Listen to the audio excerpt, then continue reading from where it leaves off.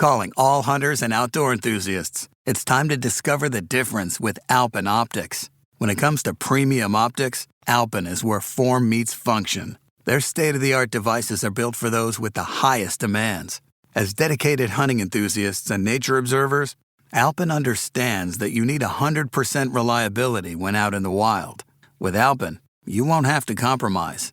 Whether you're stalking, night hunting, or observing wildlife, Alpin Optics offer top-class materials and cutting-edge technology that keeps you in control, no matter the conditions. And here's the best part. Use promo code EXPLORE15 and get a fantastic 15% off your Alpin Optics purchase. So visit alpinoptics.com today and experience the wild like never before. Don't lose track. Get a 15% discount with the code EXPLORE15 at alpinoptics.com. Alpin Optics. Discover the difference.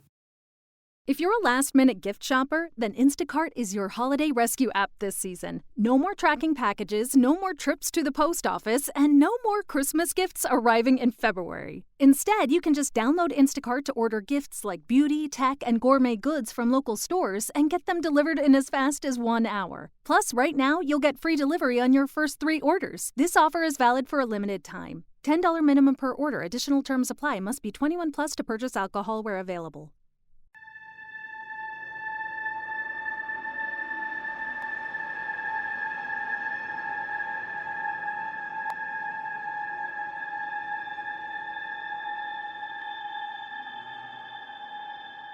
Hey everyone, welcome back to the Deep Woods Paranormal Podcast. Yes, Amanda and I are still alive. We appreciate all the comments and the concerns. We've just been busy with life and investigations, location scouting. We were lucky enough to have my dad come into town, which was awesome. We got to visit with him for about a week and I really enjoyed that. So, like I said, a lot of stuff going on. We're investigating new locations and we're scouting new locations. We're out talking to Bigfoot witnesses. Just so many things going on. And of course, both of us work full time. Unfortunately, this is not our full time job yet.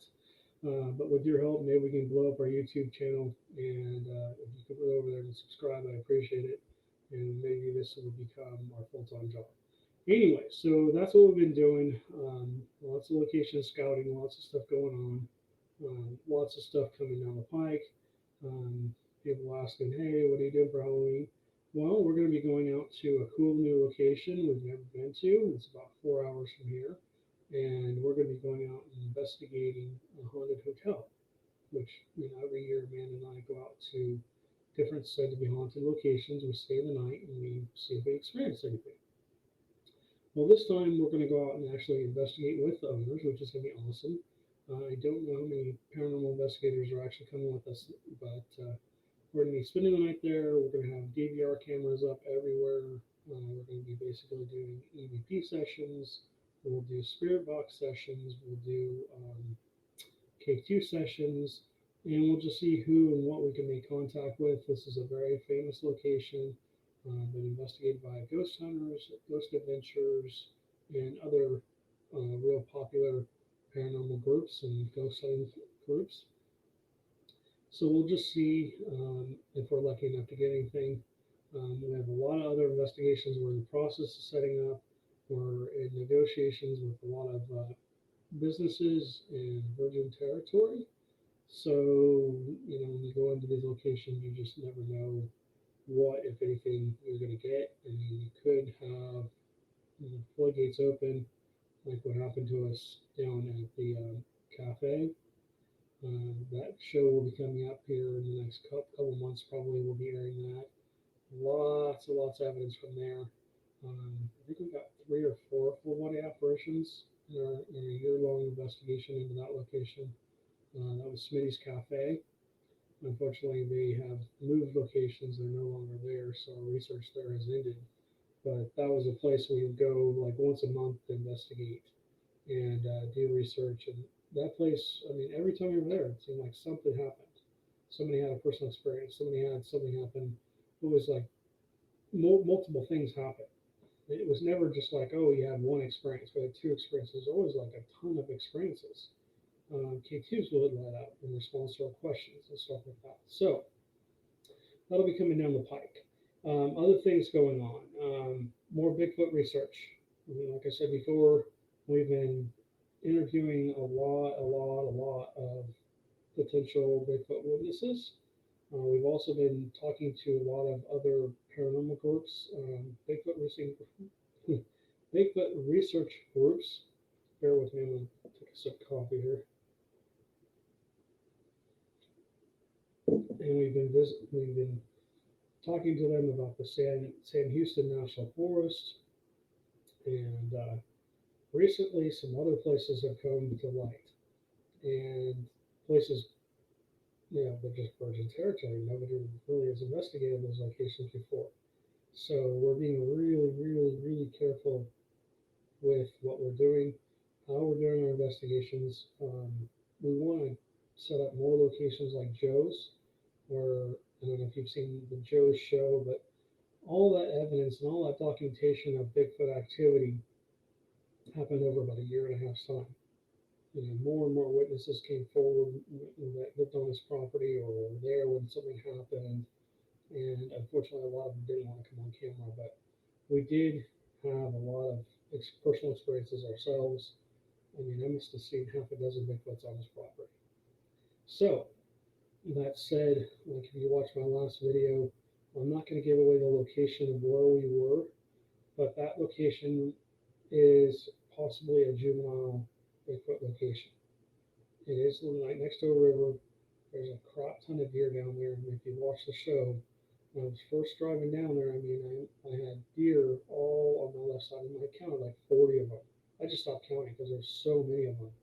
And the locations I keep seeing them in, when I go down there, in fact, that when I was down there, I went into an area where I had not gone before, and I kind of followed that thing for a while until it basically went behind a tree, and I didn't feel comfortable walking in there any further because I didn't know how many. Number one, how many were in there. Number two, if it was actual Bigfoot or just somebody like trying to bait me into going into that area. And number three, if I did get into the area, what was going to happen if I got in there? It may not have just been a Bigfoot sighting at that point. It might have been, they may have retaliated. I felt like I pushed it to the point where I just didn't want to continue on and have it react in a negative way, especially because I intend to go back there more and continue my research. And that's also a good location to do UFO research as well. So part of going into Bigfoot research is building trust with these creatures. When I first started out into Bigfoot research, and if you haven't listened to my Black Star video, my Black Star Canyon podcast, or if you haven't viewed our videos on Black Star Canyon, some of our older videos, you can see that I experienced a crap ton of stuff. I'm not going to go into all my sightings, but I had one sighting that took me from thinking they were just some kind of something that somebody made up to holy crap, they're real. And once you've had that experience, it's, at least for me, it was like I got to find out more about these. I was just remember when I was stunned to see that something like that actually does exist. Number two, I was just beyond curious at that point. I was like, well, what is this thing, and why is it here? What's it doing out here? How long has it been here? How long has it been following me? And I started going through my accounts of my experiences. That one time I heard, I had a group of 6 people witness it with me. It sounded like gunshots at first, 3 gunshots, right next to us. Literally 10 feet away. And it was down in that little river bottom, and we were above it, and there was a huge tree there. You couldn't see whatever was making the noise. And then it bang, bang, bang again. It sounded like wood knocks, but I just kind of cast it off. I never really thought it was anything. I think my very first Bigfoot sighting ever was when we were first starting out back in the early 90s, when we first went to Black Star Canyon, and we were just walking, and we weren't doing any Bigfoot research. We were looking for ghosts up there because we heard it was super haunted. And yeah, as we were walking, we kept hearing like people walk with us, and it would stop. All of a sudden, you hear like people still walking, and you could hear like feet shuffling in the gravel. It was crazy. Oops, sorry, I didn't mean to bump you guys. Um, so, anyways, um, I think when we got about halfway down this trail or this road at that point, something was on the left side of the road, crouched down, and it was this big, huge black silhouette. And it didn't look like a tree or a bush, but I think it was trying to pretend to be so. So as we started walking up closer to it, we were about 30 feet away from it, and we got down to about 20 feet, and this thing stood up. And it was tall. It was way taller than me, maybe a couple feet taller than me, maybe 3 feet, 4 feet taller than me. It literally, it literally three-stepped the road. It was halfway off the road. It was probably 3 or 4 feet off the road on the left side. If you're looking straight down this road, stepped into the middle of the road, stepped across halfway, basically a couple 3 feet off of the road, and then took one more step in behind some brush and a tree and disappeared. I just thought that was the tallest shadow person I had ever seen. And so at this point, now I know there's a trail back there, and a it leads up to a little um, back and forth road, fire access road that goes up to the top of that hill. And I'm guessing that basically it was walking back up there, and that's what it was doing. It was just watching us. And again, it could have been a scout.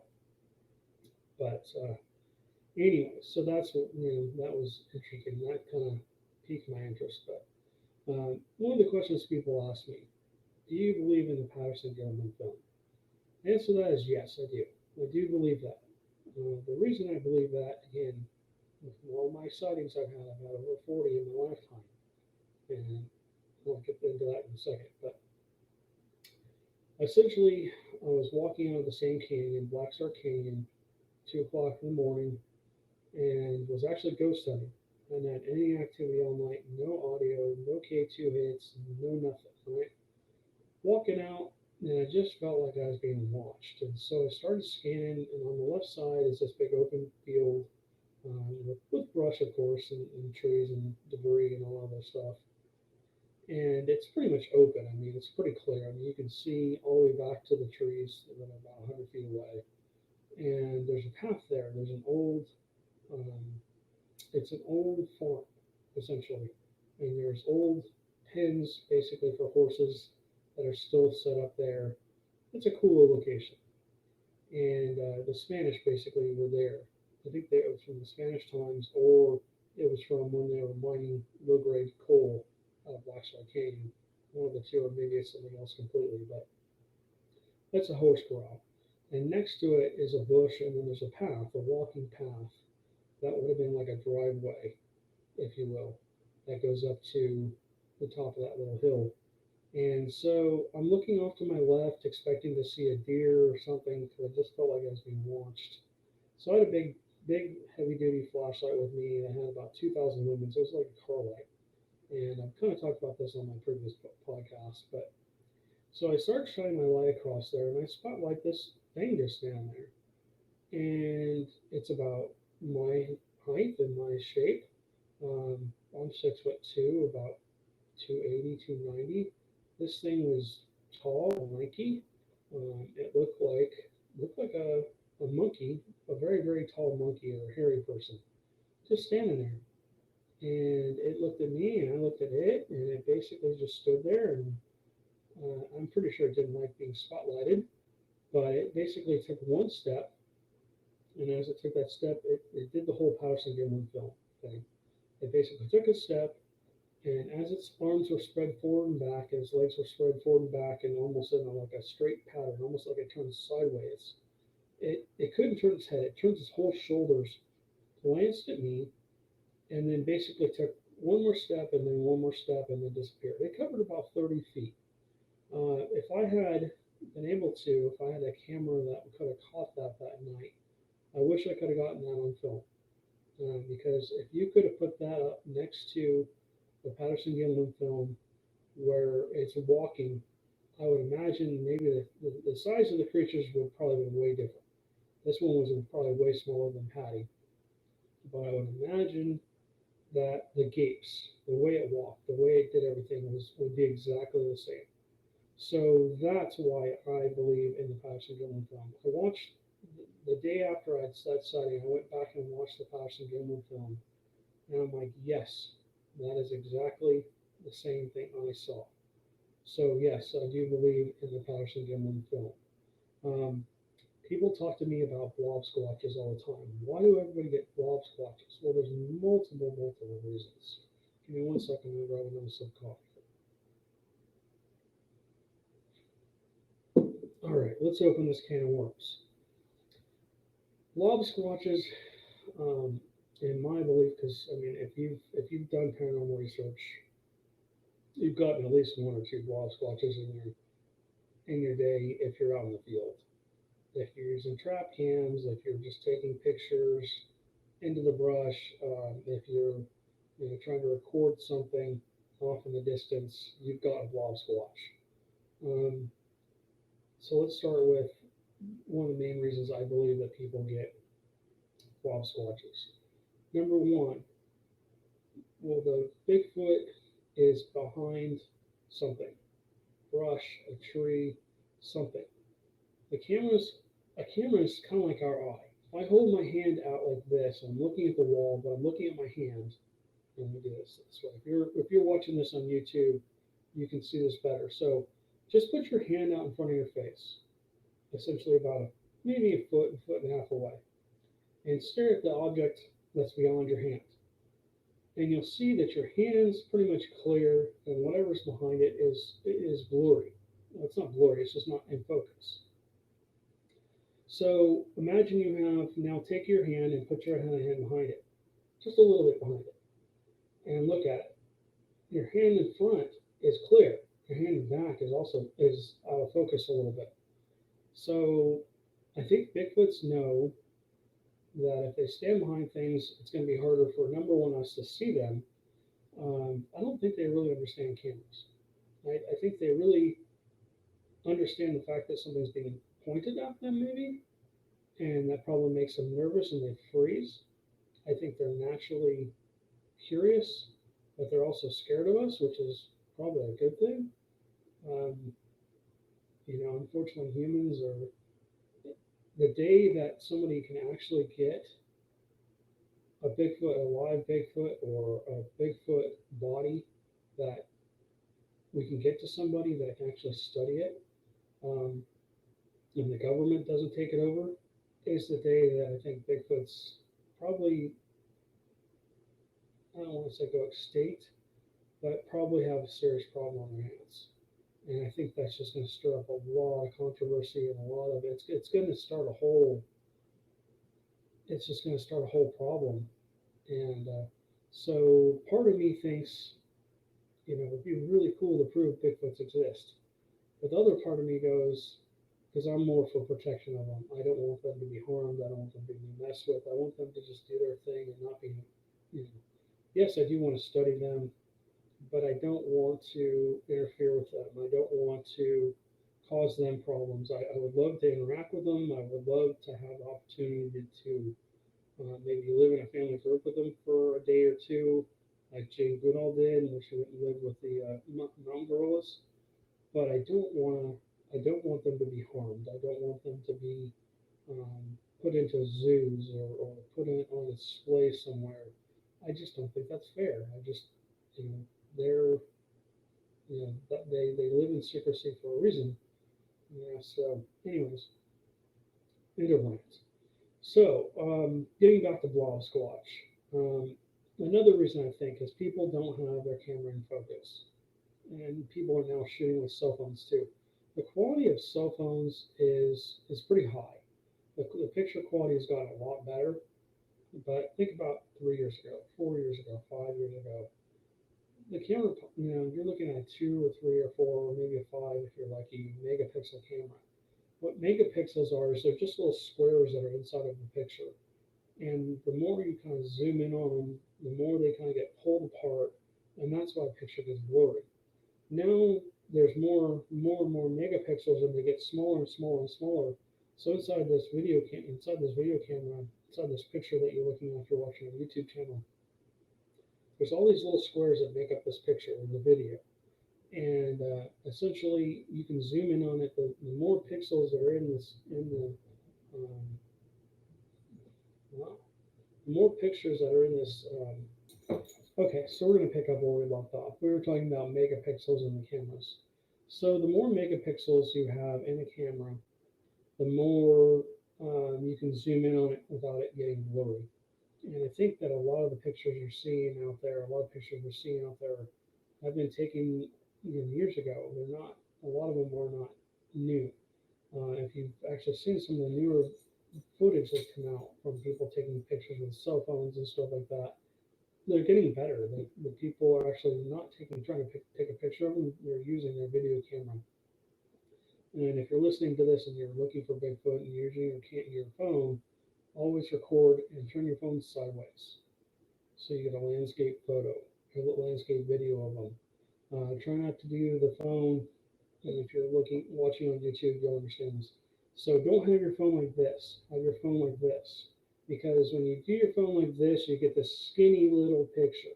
But when you turn your phone like this, you actually get the full length, the full width of the camera, which makes it makes it easier to go through and see what you're recording. So that's it.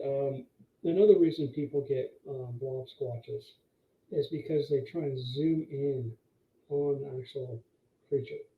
They try and zoom in and to see what it is, and then they'll crop it and then basically pull that blurry picture out to show the world, hey, this is what I got. And that's awesome, but the problem is that you just created a blurry picture. Another thing is trap cams. Trap cams catch a lot of possible Bigfoots, and people present that. And the problem is that maybe a Bigfoot's moving at the time, or it's behind a tree or whatever. It's really hard to see. We've gotten multiple Bigfoots on trap cams, and we've always been able to get good quality pictures because we're using high quality gear. But some people, sometimes you just can't afford a real expensive trap cam. I mean, some of the when you see on the shows and they're using those trap cams, those are $500, $600, $700, $800 trap cams. I mean, I can't go out and buy one of those. Well, I could go out and buy one of them, but I couldn't buy anything else for the rest of the month, probably, or the next couple of months, because I spent so much money on one piece of gear. I'd rather have 10 trail cams up in an area than one trail cam that is $800. Also, with trail cams, a lot of the time, if you do actually get lucky enough to leave a trail cam in a place where Bigfoots are, a lot of the time they get pulled down and destroyed, either by bears or mountain lions or maybe even Bigfoot. So that said, I think that's what happens. They move too quick. There's just like a blur that comes through. Bigfoots do move pretty quickly. They will fly through a picture. They will, once they realize they've been seen, they'll try and disappear as quick as they can, or they'll freeze. I've seen Bigfoot standing still, and they're really hard to identify. Most people, if a Bigfoot was standing 100 feet away from them, in a tree line, and it's standing still, you probably wouldn't see it. And it's just because they blend in so well to the environment. And I think that's another factor where you get a blob squatch. People, the camera will focus in on other things in that picture, especially if it's distant. The camera will pick the closest thing. Let's say the Bigfoot's 2 feet behind the tree, and the tree's here. Again, this is what I was talking about earlier. It'll grab the tree first, and then basically, whatever's behind it will be less clear. So, anyways, that's basically why I think a lot of people get blob squatches, even on video. A lot of the time, the cell phone videos, they can't keep up with the rate of movement. If you move your phone really quickly, you're going to get a blurry picture. With the little video cameras that we carry around, it's a little clearer.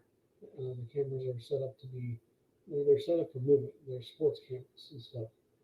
And the really big camera that we carry does an even better job. It has much more megapixels, and it's basically a higher end camera, and it's meant to document stuff like that. So, Anyways, most average people out in the brush are not going to be are out in the forest or out for a hike or out for just a walk down the road, and they see something, they just don't know how to properly take a picture or get a video of Bigfoots.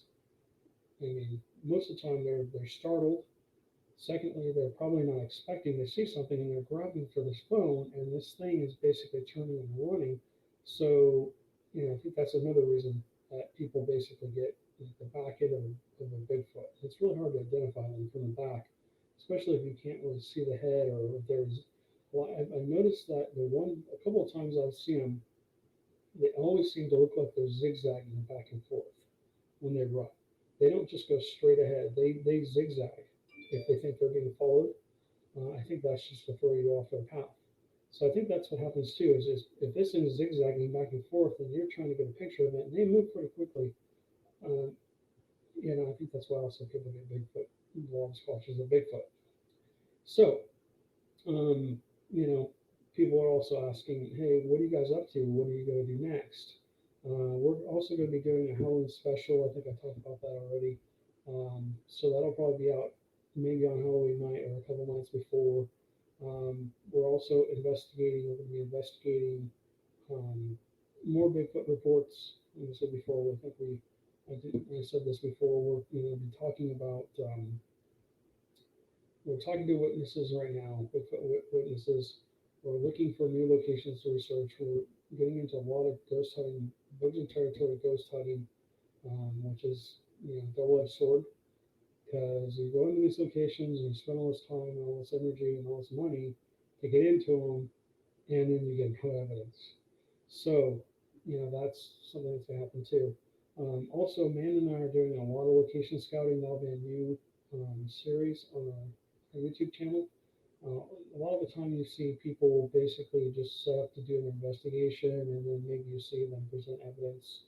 Well, there's more to it. If you're really doing research and you're really looking for locations, you're going to go out and do a location scout, or maybe you go out and you visit a location and you kind of get the feel for the location. Amanda and I have been into enough locations where we can kind of tell, does this feel like it's got activity? Does it feel like it might be haunted? Does it feel like there might be something going on here?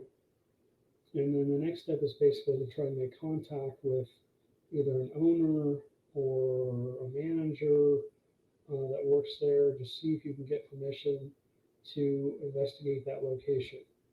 And then if you are, then you're setting up, basically taking the time to set up and coordinate with that person when is the best time to set up, or can we set up multiple times to come in and maybe just leave our DVR system running at the end of the night and then come in and do a full investigation, later on that evening, or how is this going to work? So me and I are going to be doing a little bit more documentation on that too, where you guys will get to see the location scouts. We might not be able to investigate that location, but we're at least going to go scout that location out. And we're basically talking about the location. So you'll be seeing that on the YouTube channel as well. And maybe we might even be talking about it on here if it doesn't get set up as a location that we're going to investigate. Maybe some other paranormal team will be looking to get in there or whatever if we are. But anyway, so that said, like I said, we have a lot going on. We're setting up a lot of stuff coming down the pike, more ghost hunting, more Bigfoot research. We're going to be doing some UFO research. I'm going to go back to the location I was supposed to be doing UFO research at. Got sidetracked because I was chasing down something. I don't know what it was. I don't know if it was a Bigfoot or if it was a person or if it was just something else in the woods. I would seriously doubt it was a person at 2 o'clock in the morning, but you never know. Somebody could have been out there walking around, saw me walking around with the camera, talking to myself, and thought, "Hey, this guy's crazy. I'm out of here." And then basically ran up the path into the woods and started hiding. But I'm pretty sure that was a juvenile Bigfoot that I was chasing.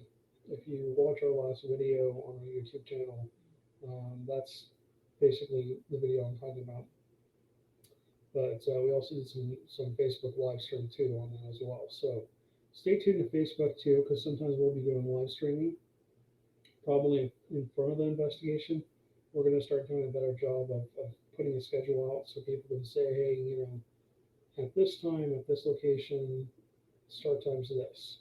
We'll be doing a little bit of a live walk around, showing you guys what we're doing, and then basically we'll start the investigation, but it won't be live anymore.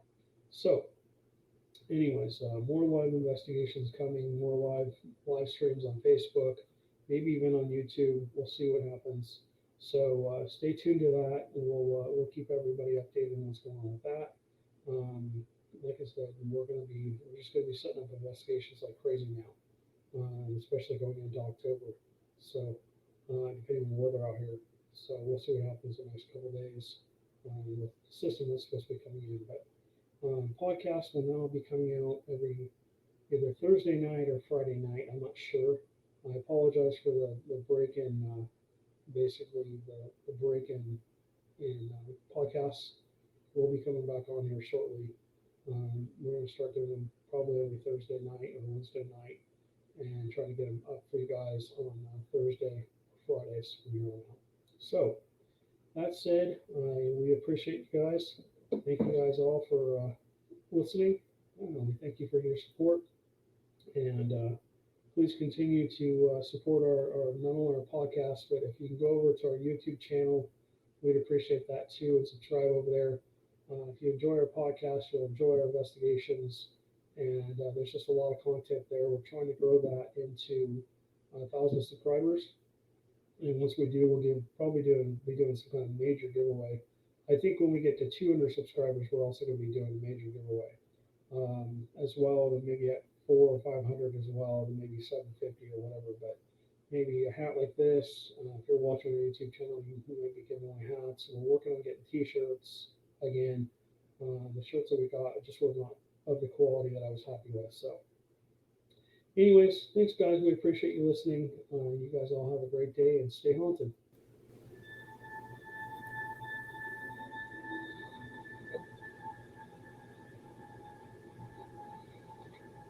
With the Lucky Land Slots, you can get lucky just about anywhere. This is your captain speaking. We've got clear runway and the weather's fine, but we're just going to circle up here a while and get lucky. No, nothing like that. It's just these cash prizes add up quick. So I suggest you sit back, keep your tray table upright, and start getting lucky. Play for free at LuckyLandSlots.com. Are you feeling lucky? No purchase necessary. Void where prohibited by law. 18+ terms and conditions apply. See website for details. Hello, it is Ryan, and I was on a flight the other day playing one of my favorite social spin slot games on ChumbaCasino.com. I looked over at the person sitting next to me, and you know what they were doing? They were also playing Chumba Casino. Coincidence? I think not. Everybody's loving having fun with it. Chumba Casino is home to hundreds of casino-style games that you can play for free anytime, anywhere, even at 30,000 feet. So sign up now at ChumbaCasino.com to claim your free welcome bonus. That's ChumbaCasino.com and live the Chumba life. No purchase necessary. VGW. Void where prohibited by law. See terms and conditions. 18+.